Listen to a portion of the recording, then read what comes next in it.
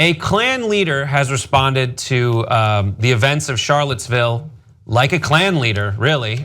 There is a man who identified himself as Justin Moore, the Grand Dragon of the Loyal White Knights of the Ku Klux Klan. He called up someone at WBTV in North Carolina and left a message about the woman who died when hit by that car that went into the group at Charlottesville, saying, "I'm sort of glad that them people got hit, and I'm glad that girl died. They were a bunch of communists out there protesting against somebody's freedom of speech, so it doesn't bother me that they got hurt at all." He continues, "We were out there and I seen a lot of communist flags and anti-fascist, and we're going to see more stuff like this. White people are getting fed up with the double standard set up in America today by the controlled press." And then continues saying, "Nothing makes us more proud of the KKK than we see white patriots such as James Field Jr., age 20, taking his car and running over 9 communist anti-fascists, killing one expletive lover named Heather Heyer. James Field's hail victory. It's men like you that have made the great white race strong and will be strong again." So that's his statement. Okay, so a woman who practiced her First Amendment right was murdered by one of your disgusting cronies, right? And also, you want to talk about the controlled press. You want to have a conversation about controlled press.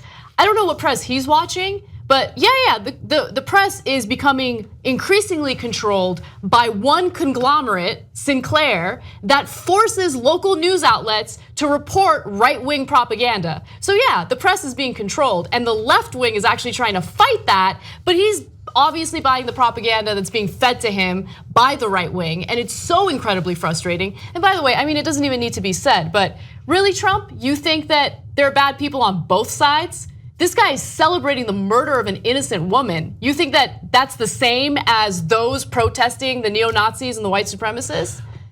What communist flags? Yeah, great point.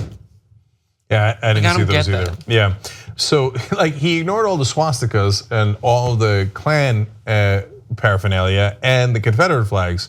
He's like, "I watch I saw a communist flag." Okay, so I know breaking down the logic of a Klan member is not altogether that necessary, but just real quick, as Anna pointed out, well, they're against freedom of speech. No, actually, they were exercising their freedom of speech. You're not the only one who gets to speak. And that's why they're white supremacists, because they're so insecure. They're like, oh my God, if someone else was allowed to speak, well, obviously we'd lose because we're morons. So it means my freedom of speech, not your freedom of speech. Well, then you misunderstood the point of the country, which is unsurprising. And that's why you support people who rebelled against this country. And you love this was all to support the Confederate monument. And the Confederates, of course, were traitors to the United States of America. And then he says, you know, they were against freedom of speech, so I don't mind they got hurt at all.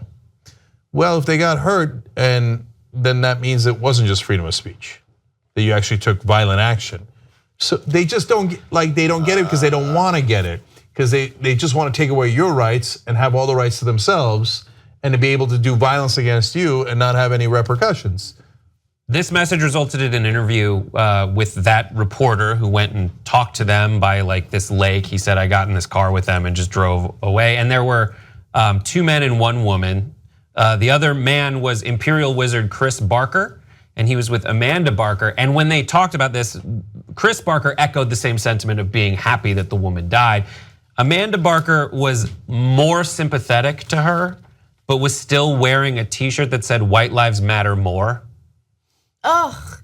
And they're trying to say like, and in that interview, they equate the KKK. They say the KKK, we just want to be like what the other races have, like the NAACP and Latino groups and the Anti-Defamation League. And that is not, I mean, I feel so crazy when I come to this point where I have to point out the difference between the KKK, the wearing hoods, going around lighting crosses on fire and lynching people, to folks that say, let's look at the way we present certain people in the media. So, okay, last thing. Real quick explanation without having to go into too much detail to explain the most simple things in the world.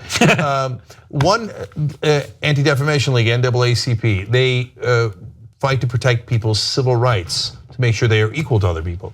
The Klan were the original terrorists in America who terrorized people to make sure they did not exercise their rights. Oh, you think you got a right to vote? No, I'm going to kill you if you try to vote. See, that's trying to take away their rights. The Klan were terrorists, and they are terrorists today, and they just proved it. Domestic terrorism, they just murdered someone. So, but it's unsurprising that a person who would be unintelligent enough to be in the Klan is unintelligent enough to understand simple concepts like that. Watch the Young Turks commercial-free, download it or stream it, watch it any way you like at tytnetwork.com/join.